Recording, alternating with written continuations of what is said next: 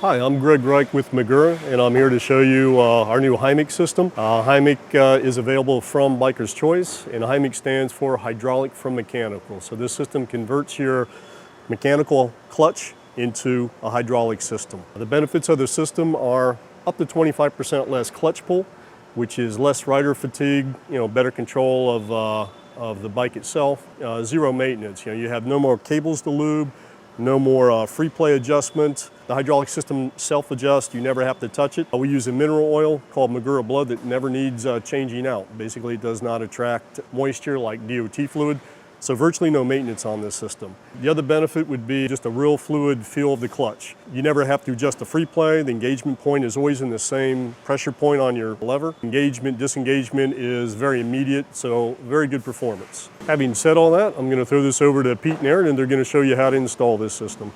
Thanks, Greg. We're going to install this HYMIC clutch on this super nice Sportster.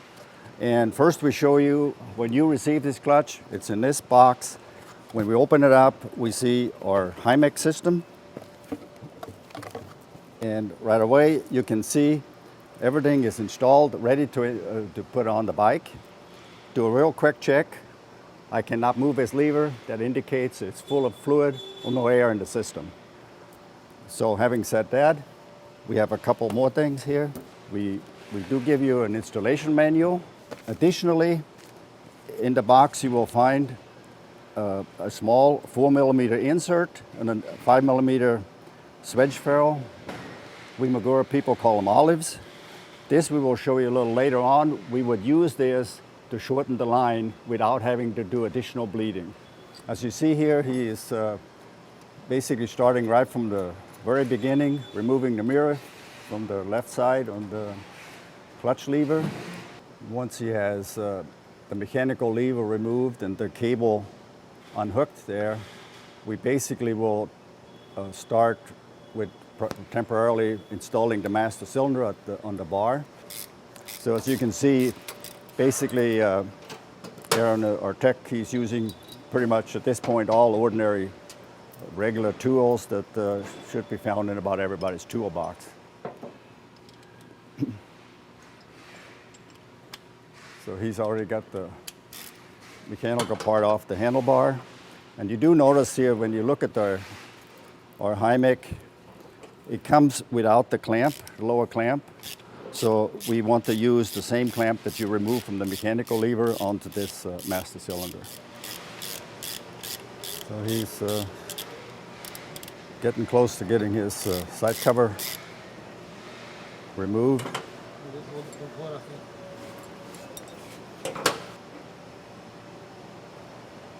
Side cover removed, hex. He's going to remove the ramp completely, so it's for an easy removal of the mechanical cable.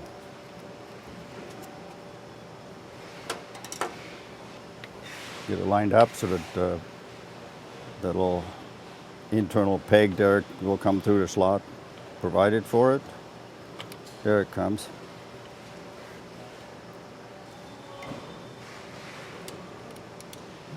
Okay, he will remove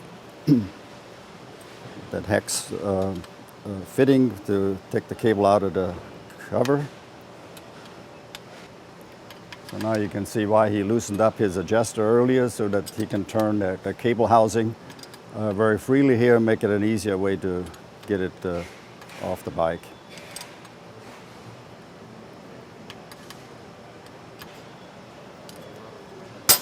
Okay, so now we have all the components from the original mechanical clutch cable system removed. So now our tech is removing those two screws that come with the HYMIC system. So it is important you need to use the screws that we provide because there's a difference in the threads. And also we need to use the washer, replace that back on the the Magura screw that came with the HYMIC. And then we also will use, as you notice here, the lower mechanical lever clamp that we will install onto the HYMIC master cylinder here in just a moment when Aaron puts it up there under the handlebar. So he's now ready to route make a general routing of our system through the bike. So you can see the slave cylinder is not very big, so it should come through in about all the bikes without any necessary removal of the tubing and so on things like that. Now, should you have, for some reason, some special routing that you want to do and so on and so forth, it is, of course, not a big issue also that we could separate our line. I would prefer, if we do that, not to separate it here necessarily. It'd be easier to do it at the master cylinder, where we actually also shorten the line. So as Aaron is getting ready to put that on there, and we may do our final adjusting at the master, how you want it to the pivot and so on and so forth. This we'll all do that at the end. That's our last final steps. He's basically just installing it now, and maybe not even tighten all the screws to torque spec yet.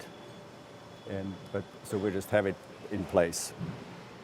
He's got that finger tightened up there on the handlebar, so he's now coming down here and is getting ready to put the.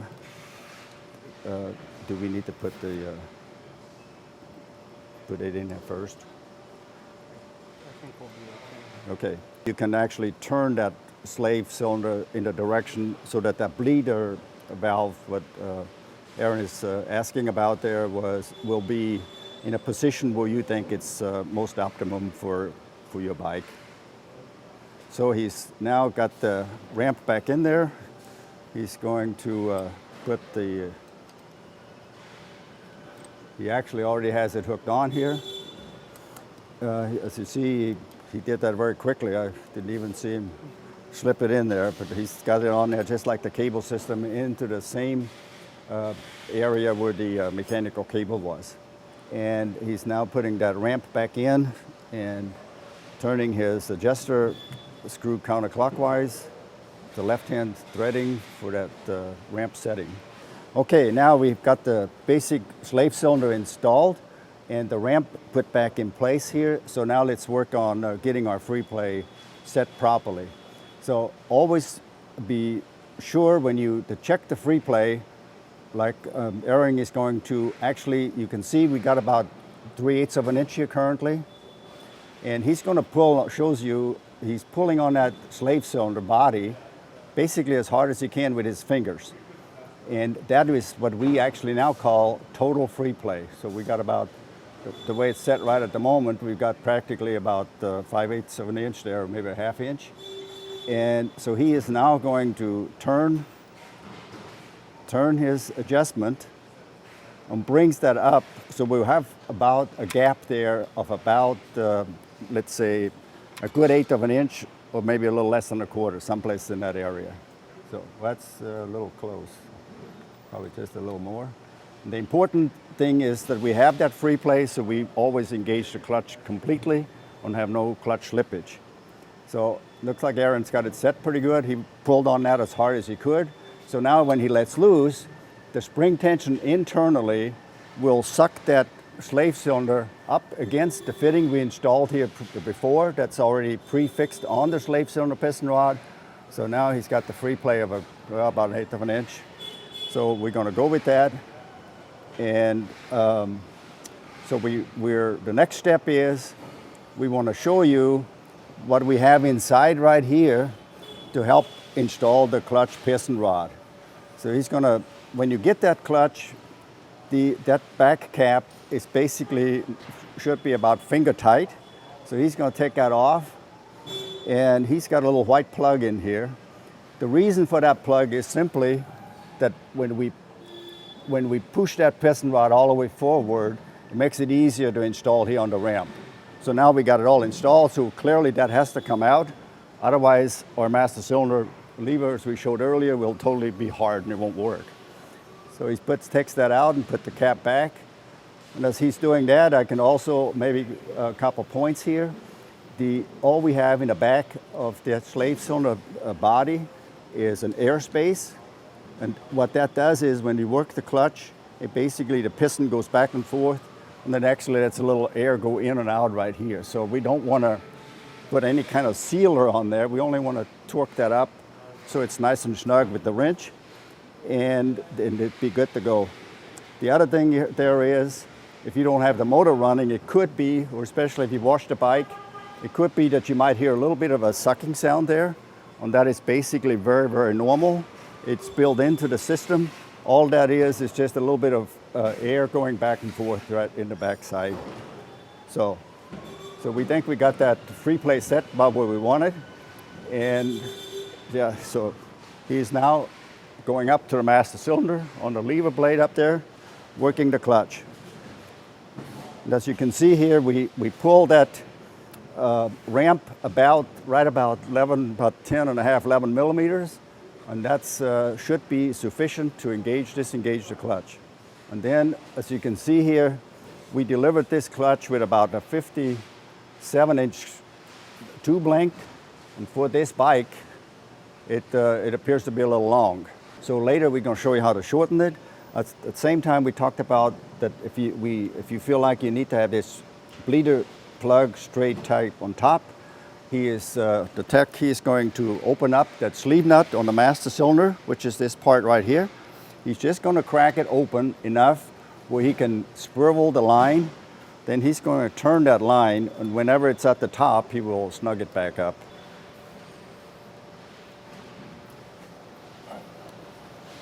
Necessary or not, I almost always tell people to Put a new one. use a new gasket. Yeah. Otherwise, you Okay, he's got the gasket in place now, and he put a new one on there. That's his preference. So put the cover back on, line up the bolt holes, and put his 6 screws back in. And as you noticed earlier, he put a little, he's got somewhat of a Loctite stick. He put a little on the threads to reassure himself that those screws will not come loose. Look in your service manual, in your operator's manual, and torque to the factory Honda spec.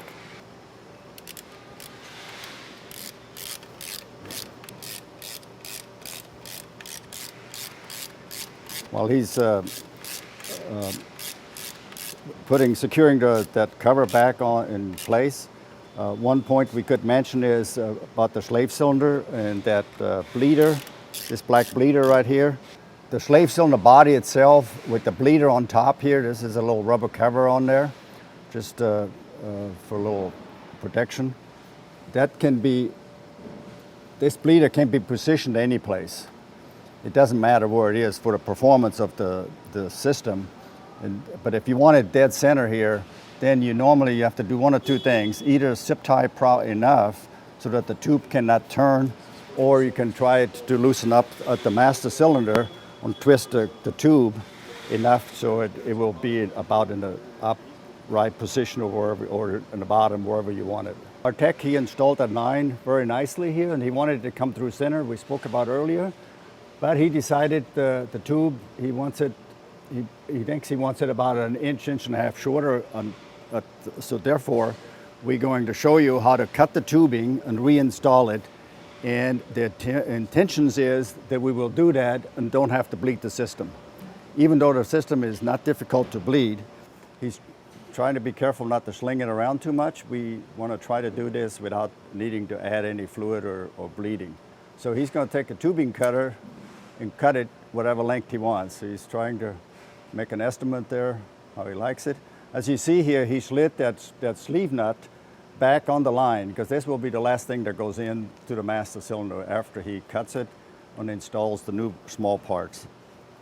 We're using a little tubing cutter that is available. However, you can use a box cutter or something else to just try to make a nice clean cut.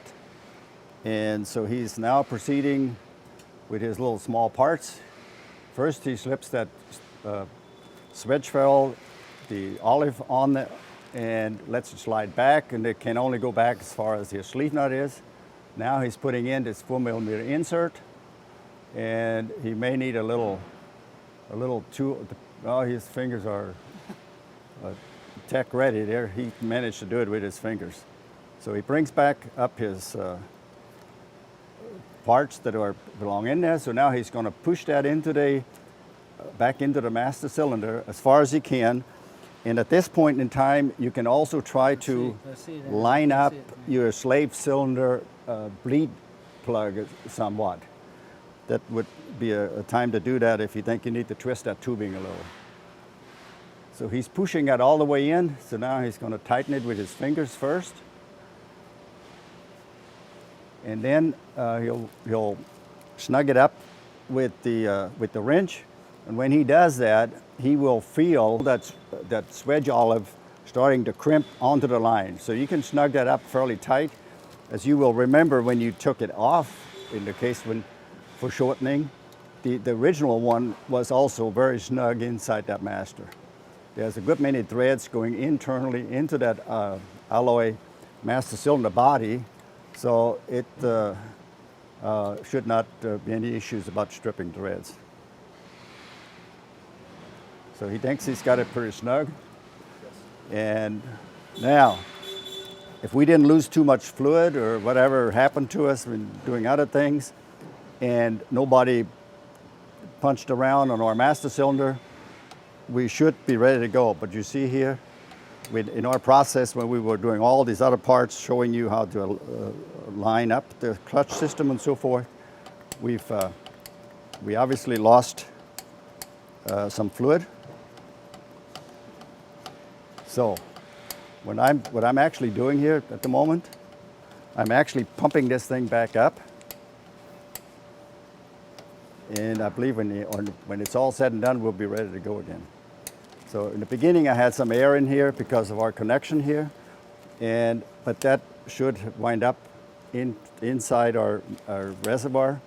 So in a minute, might open that up and take a look in there. But it's basically, I can feel it here. It's ready to go.